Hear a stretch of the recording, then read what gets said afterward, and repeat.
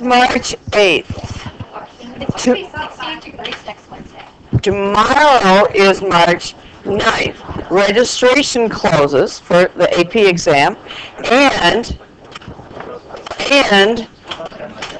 that means your AP exam is in 2 months. Okay? You cannot wait until the night before the exam to start studying. That's way too late. You need to actually be working on it over spring break. And we're going to give you packets, so it's not like it's a big deal. You take 15 minutes on a free response question. Actually, they're saying that to go to Mexico. Yeah. You have a 4-hour flight down there, so bring your packets. You can get a lot done. Okay, you guys? Guys, we have 4 multiple choice. Guys, listen, please. 4 multiple choice exams. An hour and a half for that. So do the math. Huh. That's all the packets we have on it. And then each free response question you do, Natalie, takes 15. You get 15 minutes. So you should probably try and do it in that. Of course, you'll be bringing questions back. We'll be finishing chapter 7, testing on it before break. We're a little bit behind schedule now, and I'm going to have to look at the schedule and make sure I want that test done before break. But we will also be doing AP problems related to chapter 7 in chapter 7. Okay, so we will be doing that for our prep for the AP exam before break. We will not come back to this after break. You're responsible. I can't come back to everything. I have divided up all the free response and the multiple choice into topics. And what I did, because having looked at your U substitution problems, they were terrible. So that's the reason why your tests aren't done, because I spent my prep hour yesterday taking the multiple choice exams and cutting and pasting the free response, the multiple choice questions. That had to do with U substitution, a little bit with the fundamental theorem of calculus, both of them, both theorems there, and put it together, and I have 31 problems. That's substantial. Now, it's out of 3 years, I believe, that I took them. So you know you're going to have to know how to do this. And some are easier, of course, than others. So I put that together in a document. I'm going to put it as a Skyward assessment, but somebody else said, well, can't you do it as a Schoology assessment, as long as it gets corrected, because I'm not giving you the answers. But you can actually take it, put your answer in, and it'll tell you if you're right or wrong. And it'll tell you what the right answer is. So just kind of a little practice thing. And then we will probably give you a summative assessment on these topics. Again, you did not do well enough for us to say, hey, we can go on. Yeah, no, it was really bad. And we need to be able to do these kinds of U substitutions. Okay, so that's the plan. Mrs. Hersman and I are really optimistic that you can pull this together. Some of you have not done all your work during the year. We have 2 months to pull it together. This is the time when you look at these AP problems and things start coming together for you. And you say, oh, that's why we did that. That relates to this. Because when you do an AP problem, it's not going to be just the fundamental theorem of calculus. It's going to be that with the mean value theorem, with the intermediate value theorem. It could be all mixed up. In chapter 7, it's just the first part of it's on differential equations and the physics. So we'll do that today as far as we can get. And we'll finish up tomorrow, whatever we don't get to. But then after that, it's the area and the volume. So if you like geometry, we're going to be heading into geometry. Yeah, those are the fun problems, I think, because we find volumes of irregular shaped objects. It's kind of cool. You can't really find, you could do the area of your hand with a Riemann sum if you wanted to. Okay, so to do these U substitutions, really, you have to memorize that list. You have to know x to the n. What is that? Over n plus 1. What do we call this?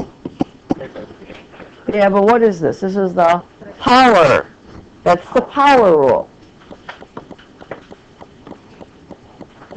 Okay, that one's easy. Now, what you have to understand is when you look at an integral, you have to see exactly that. And if it doesn't look exactly like x to a power, n could be negative. In fact, the only thing n can't be is n can't be what? Anybody know? 0 is okay because that's just a constant. Adam, I need you focused here. -1. Because what is this integral? That's the one that didn't work. If you add -1, you add 1, you get x to the 0 divided by 0, and what does that mean? So it doesn't work. So this is equal to what? The natural log of, remember, the absolute value of x. Now, why is it absolute value? I like the way Mrs. Hersman talked about that today, which is one reason why I like the team, because we get ideas from each other, even though I've been doing this a long time. I'm always able to learn something new. And she says, well, let's look at the domain here. X can't be 0. So what if we're integrating and we have negative x values? That's a problem. So if we put in the absolute value, we still have the same domain. X can't be 0. So that's how you can deal with negatives. The other reason is the derivative with respect to x of the log of the absolute value of x is equal to 1 over the absolute value of x times the derivative with respect to x of the absolute value function. Well, I could prove it to you. I don't want to take time today to do it, but that's the absolute value of x over x. How do you know something's an antiderivative? Take the derivative. And if some of you had taken the derivative on your u substitutions, you would have seen the answer that you came up with. Didn't even make sense. Cross that out, it's 1 over x. So if I take the log of absolute value of x, I still get 1 over x. So that's okay. Okay. What's the next one? Oh, how about this one? E to the x. What's that? E to the x. That's all there is. And then we have the trig ones, right? Sine. And I don't memorize the antiderivative. I just know, well, if it's sine, it's got to be cosine. And the derivative of the cofunctions are negative, so I'm going to have a negative there. How about this one? Oops, forget this. Guys, out of it. Okay, this, is it negative sign? How do I know? Take the derivative. If I put a negative here, then that's going to give me a negative cosine. I don't have negative cosine. So it's positive sign. Let's see.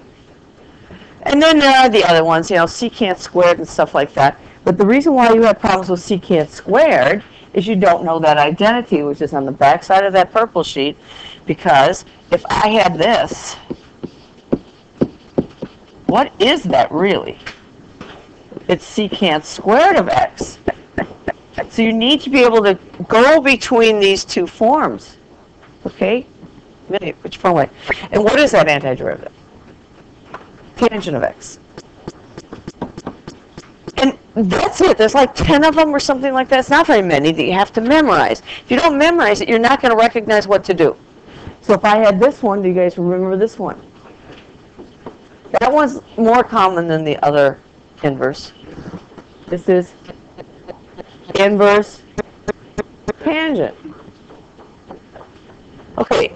Well, it's got to look exactly like it. Can't be 9.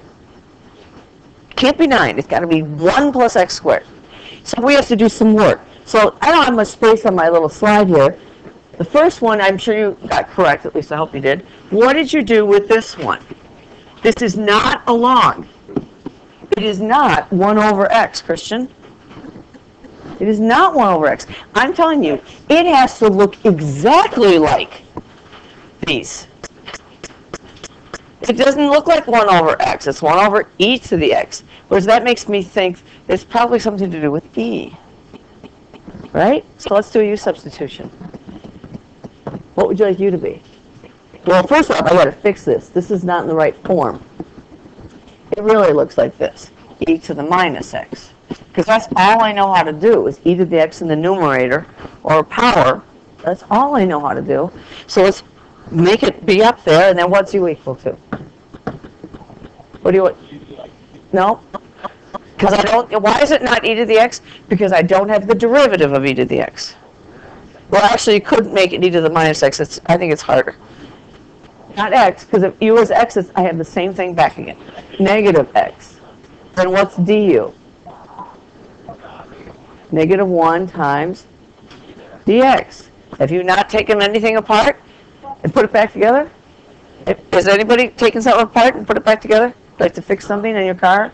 Well, what happens if you try to put it back together and you still have some extra parts? You did it wrong, okay? You have to account for everything. This is a detail thing, nothing compared to accounting. Talk about details, you really have to be into details. So if you don't like to do the details here, you're not going to like to do the details in accounting. No, I don't. Okay, so let's go ahead and put this in here. This is going to be the integral of e to the u.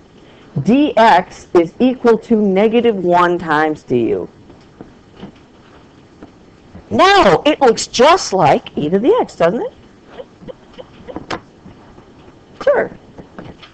So what's the answer here? It's minus e to the u plus c, and then we have to change back to our x's. Now, I would hope that you should be able to look at this line right here and go right to that answer. And the only way that's going to happen is if you do your homework. We are going to be, you need to bring in your books. We're going to be really hard-nosed about the homework situation. 30 minutes outside of class. I know you put in hours for other classes. 30 minutes is not much. If you do that, why don't you try it my way to see if you get to be a little more successful. Come in and see me in the morning. Come in during 0 hour, do your homework with me. I do that sometimes. Yeah, and it helped, by the way. Do you remember? Plus negative equals right? Yep. Okay. So I want to get through these. You should, all this talking I've done, you should be there. Okay? That's the first ones. These are basic ones. Absolutely basic. What's the next one? Oh. That's so bad. I want to ask. I saw this. The integral of 1 over x squared dx is equal to the log of x squared. And you know if it's right or wrong by taking the derivative. By the way, what is the log of x squared? Can I simplify that? It's 2 times the log of x. What's the derivative of that? No, not 1. Close. 2 over x. That does not look like that. This does not look like 1 over x. It has to look exactly like 1 over x. Okay, you guys in the back? Oop. Does that look like 1 over x? No, it's 1 over x squared. So that makes me think of the power rule. There's no e's there. So how about x to the -2? Can I do that one? But honestly, I did see a lot of log of x squareds. But lucky the way we grade things, it was okay. Okay, so there is the answer to that. And I can post these. They're a little bit off because we have to watch our time. Okay. Okay. No, it could be way too much light. And it's not, well, it wasn't working for me yesterday. Okay, you guys. BC said it was this answer right here. And I said take the derivative of that. So if we take the derivative, the 3 cancels with the 3. You get 2x to the 4th plus 5. And what else? Times 8x cubed. So they said, okay, well, we'll just divide by 8x cubed. The only thing you can divide by are constants. Now, so they said the answer was like this, except it was cubed. And it was over 3. That's what they said it was. What rule would I have to use to take the derivative of that? Quotient. Does that look like something that would come from a quotient rule? No. So you can't. It has to look like one of these. And guess what? I can't even do a u substitution on that. It's not going to work. I have to actually square that out. So what is, now, the next thing I saw was, I saw the first term squared and the last term squared and no middle term. Luke? That wouldn't be right. What are you going to get? You're going to get 2x to the 4th squared plus, what about the middle term? 2x times, 2x to the 4th times 5 is 10. Okay, girls? Where's your purple sheet? Okay, did you get this right? This is 20x x to the 4th, right? Plus 25. And then you integrate it. And this is what you get for an answer. Because when I integrate 20x to the 4th, it's 20x to the 5th over 5. That's why I get a 4 there. Make sure you ask questions. I will save this in a PDF. If you haven't noticed, I've been saving the smartboards in PDF, Cole. And so you can open them. You don't have to have smartboard software. And when they first started doing it, it took me forever to save it in a PDF. Now it only takes a second. So that's cool. Okay, what about that one? It's not the log either, by the way. This is the integral of x to the negative 1/2. Are you okay with that? Oh, I saw a lot of people with that one wrong. It's just 2x. I got that right. But there were people that got it wrong. Pardon? I don't remember. Now, there was no integral sign here, you guys. So it's just finding evaluate. I said simplify, I should change it to evaluate. What is, now how am I going to do this? I want to get the sine of 90 degrees. On the exam, I don't want to keep saying this, but draw your sine curve. And where is this? That's at 2 pi, right? That's the period for this. This is halfway. Guess what? That's halfway. Now, if you put this on your test in the very beginning of the testing period, then when you run into the sine of pi over 2 and you're nervous, you're not going to be nervous. You're going to go, oh, wait, I just drew that out here. I can easily find it. What's the answer? 1. There it is. Then you should do the cosine as well. And then I went on the back side. I don't know, that's fun, BC is I went on, I looked at the cosine of pi over 2. So that would look like, cosine starts here.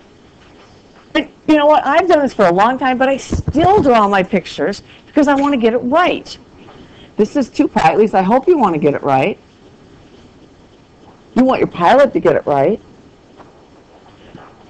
You want your brain cells to get it right. There's no room for error in any of those. Okay, where's this? That's pi over 2. Yeah. And that makes this so easy. Now, I want to be quick, yeah? So you're saying it's 1? What's 1? Sine of pi over 2 is 1. I don't want to go back to slide. What's the thing when you integrate it? We're not integrating it. It's a constant. I'm just asking you to find out the value. Do you see an integral sign? No. No. Okay, shh, you guys. Now, these are the 30, 60, 90s. And I think I'm missing it. I think I had to add it in here. Yeah, I had to put this one in here. Cosine of pi is -1. A lot of you say cosine of 0 is 0. Draw the picture. How long did it take me to draw that? Thank you. Under 10 seconds. Again, also with the 30, 60, 90s, you can use your unit circle if you want. I just draw it out. This is 30, and honestly, I do think in degrees, although degrees are totally arbitrary. It's only because we've been doing them since you were in kindergarten. And this side is 2. This side is always half the hypotenuse, and that's the square root of 3. Now, 30 degrees, I want to say it's pi over 3, because it would be the same number, but it isn't. It's pi over 6. Kind of way I remember it. They should teach little kids reading. They should. Actually, they should teach little kids radians and forget degrees altogether. Okay, so 30 degrees is pi over 6. So I want the sine of pi over 6, so it's 1/2. I want the cosine of pi over 6, square root of 3 over 2. 2 seconds. So check your answers. What about 45? Draw the triangle. I mean, you could get it off the unit circle if you want. I just say it's isosceles if it's 45. Using Pythagorean theorem, this is square root of 2. All 45, 45, 90 triangles are similar. If this is 4, that's 4. That's 4 square root of 2. It's just a multiple of that. They all reduce down to this. So what's the tangent of a 45-degree angle? By the way, tangent is the same as slope. What is the slope of a 45-degree angle line with a 45-degree angle? It's 1. You should know the tangent is slope.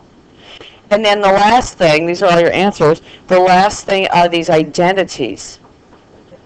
1 over the sine of x. It's the cosecant. Secant's 1 over cosine. Mrs. Horseman says, well, this would be sine if it started with the same letter, kind of the reverse thinking I do with the pi over 3's.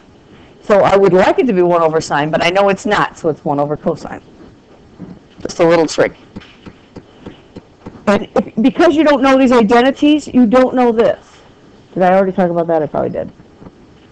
That's just secant squared. Okay, that is it on the review of these things. You need to know this cold.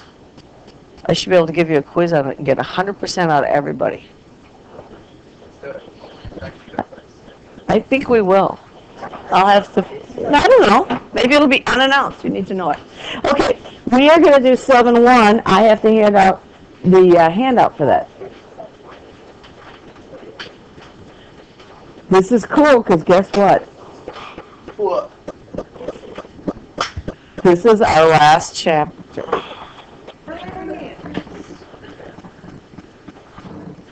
Up. Yeah, we've already done this before, but we're going to connect it with the differential equations. That's what we're going to do. Okay. You need to remember what we're doing. How are distance, velocity, and acceleration related? Okay, so if S is my distance, I don't want to d because then it's d dt to find velocity. So S is equal to my position. Then v is equal to the derivative of s with respect to time. And then what's acceleration? The derivative of the velocity with respect to time, which happens to be the second derivative. Yeah, It's exactly the same as physics. Instead of memorizing it, we can come up with the equations to solve. I can solve this differential equations later on. But that's all it is. So you need to know why the physics equations work, okay? Should have one copy in front of me. What is the difference between distance and displacement? We've talked about this before. If I start here and I walk over to my desk, okay, Olivia, and I walk back here, what is my displacement? 0. That's 0. This is how far you are from where you started. How far from starting point. So I could drive to Chicago and come back, and my displacement will be 0. But will my distance be 0? Right. So the distance, about 900 miles, is the actual distance traveled. How about mileage? So when I walk over to my desk and I walk back, my displacement is 0, but my distance, my feet will tell you, if I walk for a long time, my distance is not 0. Right, you just add up the distance there. Okay, so displacement is the integral of the velocity. We're going to do these by hand. That's going to give you your displacement. Can you see it okay or not? Well, you have it also on your copy. Somebody has to actually crawl up there and close it. Okay, if you want your total distance, I write it again, you integrate the absolute value of the velocity. We've talked about this, haven't we? You may have forgotten, but do you remember that we did this? These are going to be calculator problems. Now, what's nice about the Inspire is if I don't know what absolute value is on the Inspire, easy. I just type in ABS, and it does absolute value. On your calculator, if you're talking about an 84, you're going to have to go to Math, NUM, and I think absolute value is the first one you've come into. Right, 84, 83, same thing. Doesn't matter. The only thing is you can't upgrade your operating system. Okay. Do you remember doing this? We've done it before. And then let's go through these quickly. How do you know an object is moving to the right? The answers are on the handout. But if my object is moving to the right, what's true about the velocity? It's positive. I'm going to actually write that. Or if it's moving up, the velocity is positive. Let's just do them all. How do you know when the velocity when the object is moving to the left? Velocity is negative, and that will give you a minimum because it's negative, and or else it's going down. Okay, so it's all written on your sheet. There's not much to write. You remember doing that? It's all you do is say it's moving to the right because the velocity, which is dSdt, is positive. Don't make it hard. I can hardly see my buttons even. Okay, how do you know if an object is speeding up or slowing down? I have it all summarized here. I need the second derivative, but I also need the first derivative. And usually this is one of the first problems on the free response questions. First or second. I might talk about something speeding up or slowing down. So if the velocity is negative, object is moving to the left or down. If the velocity is positive, the object is moving to the right or up. The sign of the acceleration is the direction of the force. So acceleration due to gravity, physics people, it's a vector, it's going down. It's negative. Negative 9.81. Oh, yeah. Okay. I have to have a clock. Okay. Now, do you remember how you know if an object is speeding up? Both acceleration and velocity have the same sign. Can you see it right there? It's on your sheet as well. Item 5, an object is slowing down if the velocity and acceleration have opposite signs. Keep it simple. Don't say because the particle is speeding up or because the derivative is whatever. It's just look at the signs. Don't trust that you're going to have a reader that's going to know how to read that. Hopefully they'll be backread and they'll catch it if you have it right. But using your physics language makes it much harder than it is. Okay? Oh, I have to draw the picture. Okay, so you have a little challenge here. We are going to assume, and I've seen this question on the exam. Oh, it might say something a little bit different. Last class said they were talking about turtles.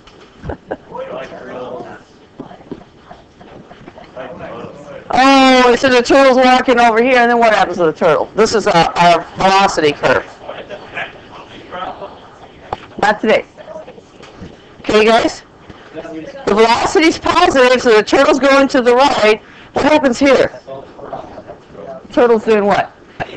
Stopping. Then the turtle heads back, and then stops, and then goes back to the right.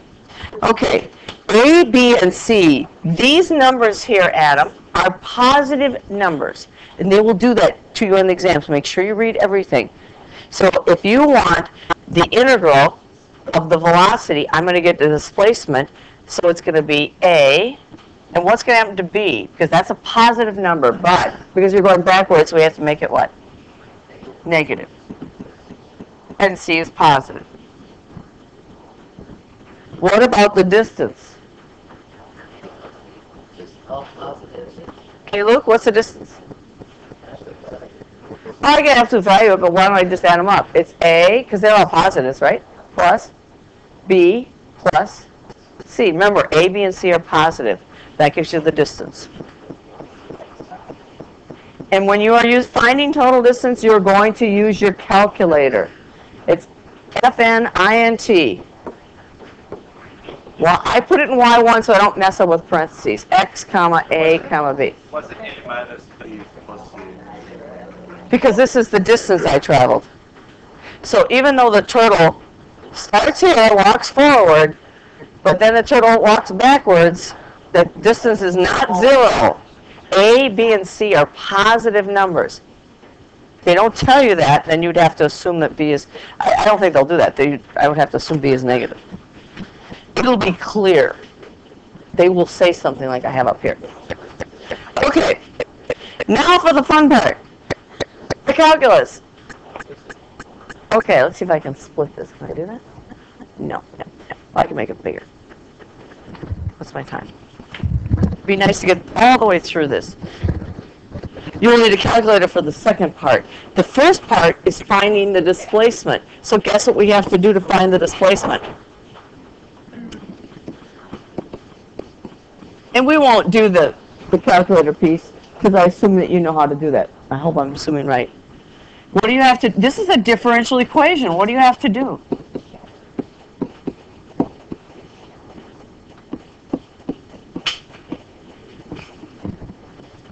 What do you have to do if it's a differential equation? What's the first step? Separate the variables. Okay, Andrew, what do I get?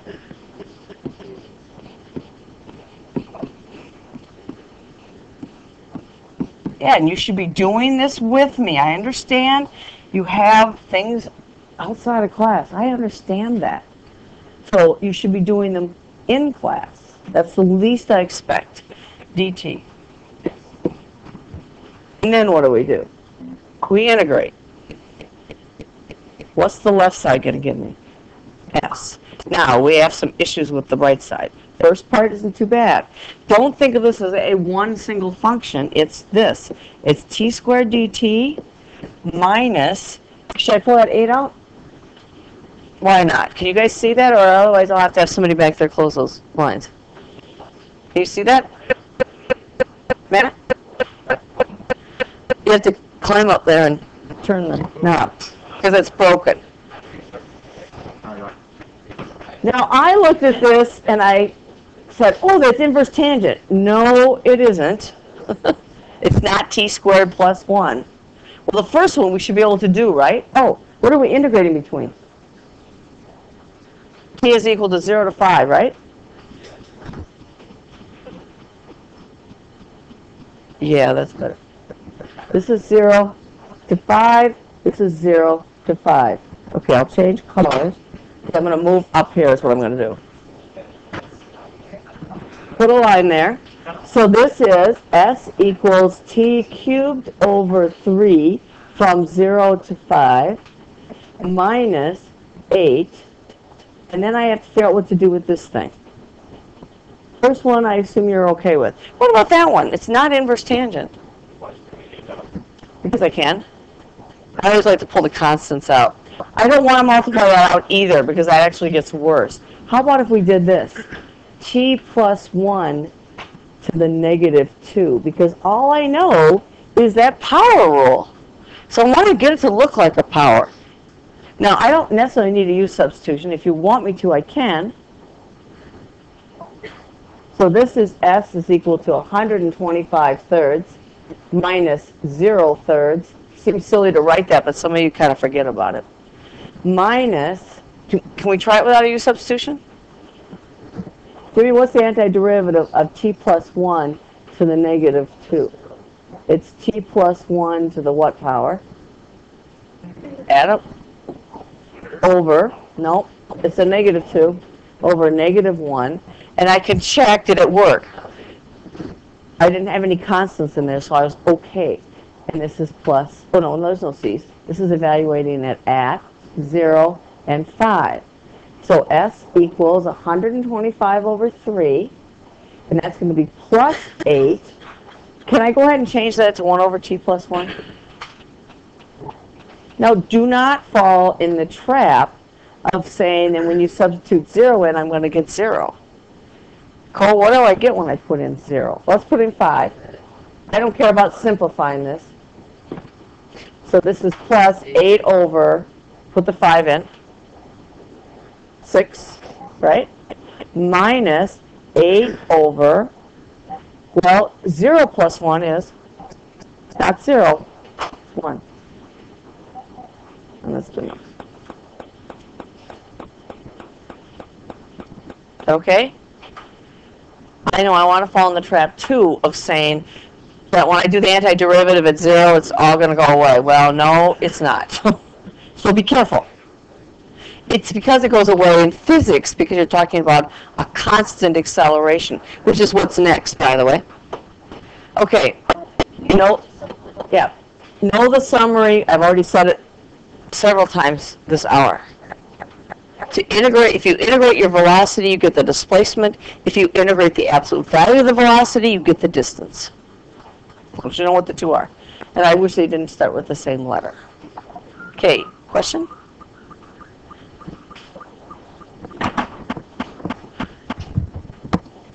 So now what we're going to do is we're going to do example 2. Well, we may not get through everything, but if we can get through example 2, I'll feel pretty happy, actually. Okay, ready? Did I go to the next slide? Hopefully I left myself some space. There it is. Physics people, this is you. Where do those physics equations come from? They give you the physics equations. I hope that in physics they show you where they come from. I don't know. They do. Acceleration, which is dv dt, is equal to negative 32. Let's see if we can find the velocity. That's a differential equation. What's a differential equation? Differential equation. It's a function involving the equation involving derivatives. Function. Oh, You said equation. And actually, in reality, you're probably more right than I am, because where do differential equations come from? They come from any kind of differentiation. They come from implicit differentiation. And so sometimes, like you've tried to take the derivative of a circle, that's not a function. We could do that. We'll maybe do it tomorrow. So I'm going to solve this. So I'm going to multiply by dt.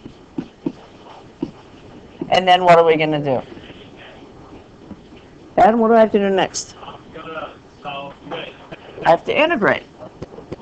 Pull the negative 32 out. So v equals negative 32 times what? And if I don't have the dt, it makes absolutely no sense whatsoever. So it's an integral symbol. So it's t plus some constant. So what I'm going to do is say, let's give it some initial conditions. And that's almost always implied in the problem. So you're going to have to read the problem and figure out what they are. But when t is equal to 0, my initial velocity will be v sub 0, v naught. And I'm going to substitute this in, just like we always do with differential equations. So in place of v, I'm going to put in v naught equals negative 32 times 0, because I don't want somebody saying, where did that go, plus c. What's c equal to? V naught. So should look familiar. V is equal to negative 32t plus v naught. If I don't know the acceleration, it's v is equal to at plus v naught. So physics people, that's where that comes from. That's why it works. It's a math thing, not so much physics. We use the physics. Yes. Okay, now what's v? What derivative is that? ds dt equals negative 32t plus v naught, and then we'll what? Separate your variables.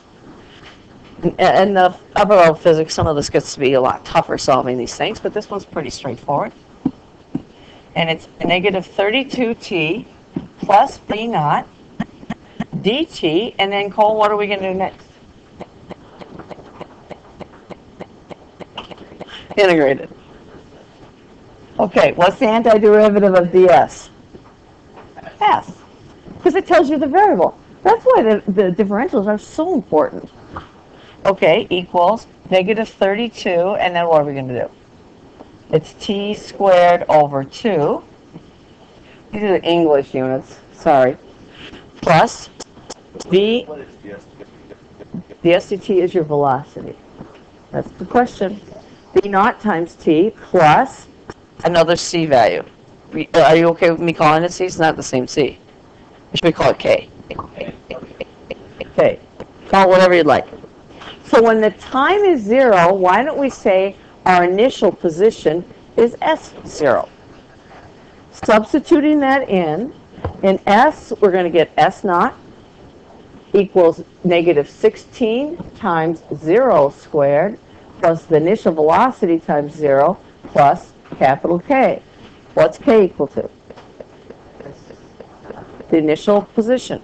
It's not always that. This is only true because we have a constant acceleration. If I have a function for an acceleration, it's not going to be nice, and you will see that in the homework. So there it is. Here's your position curve, equation. Negative 16 t squared plus v naught t plus s naught, or if you have a constant acceleration, I don't know what it is, s equals negative 1/2 at squared. Where's the 1/2 from? It's from integrating t, plus v naught t plus the initial height. That's kind of cool. I don't think. Wait, where's the 1/2 from? Because when you integrated t back here, so if you have minus at and you integrate that, it's minus at squared over 2. Antiderivative of t squared, of t squared over 2. That's kind of cool. Well, we still have a couple minutes, so let's get started on this one. Can you go back? Because this is going to cause you, this is what I'm talking about, the initial heights, or initial positions, your initial velocity are not necessarily 0. Could be. So you guys who are there, turn the page.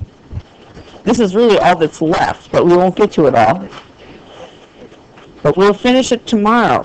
You can do the assignment, so try the assignment 30 minutes outside of class. Given that apart, if you don't try it at all, you don't know it.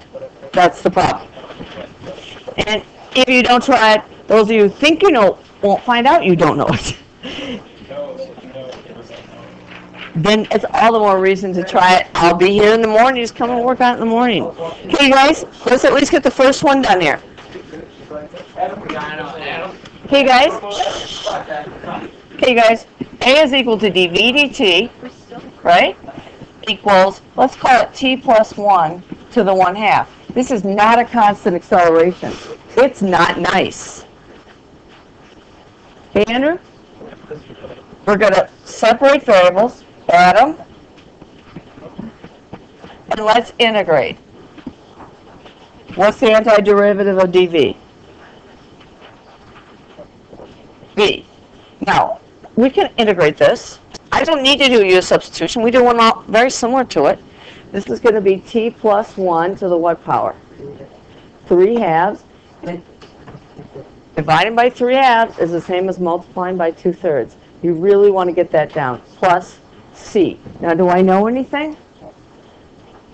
It has initial velocity of 5 feet per second. So you think c is 5. Well, guess what? I don't think it is. It's because I'm dividing by 3/2. And so let's substitute that in. 5 equals 2/3. Then that's 0 plus 1. Oh, it's not 0. So c is 5 equals 2/3 plus c. And so c is equal to 5 minus 2/3. I hope you can do the fractions. That's 15/3. I do it in my head. How did we get 0? Because it said the initial velocity was 5. Wait, I'm still a little lost how you get it. This is the initial position. We'll have to deal with the 0, 3 on our positions when we get there. All I did was integrate, added c. Tables are differential equations. This should be in the last chapter. Substitute that right in there. It's 15/3 minus 2/3. Looks like 13/3 to me. Now, if this is free response, you can just leave it like that, but make sure you know how to handle it to the rest of the problem. Because it's t plus 1 to the 3/2 divided by 3/2. Okay, we got further than second hour. That's good.